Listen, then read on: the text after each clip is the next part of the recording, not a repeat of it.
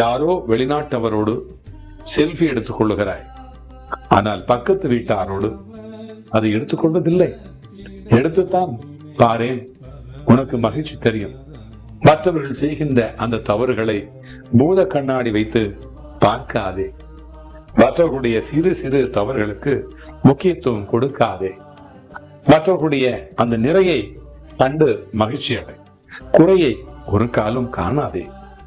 மற்றவர்களுடைய நிலையில் நின்று எதையும் அணுகிப்பார், அப்பொழுது அவர்களுடைய நிலை உனக்கு தெரியும்.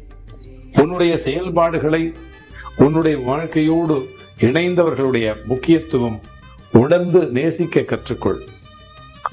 உன்னை மற்றவர்கள் பாராட்ட வேண்டும் என்று எண்ணுகின்ற நீ அடுத்தவர்களுடைய சிறிய சிறப்பை கூட பாராட்ட தவறக்கூடாது.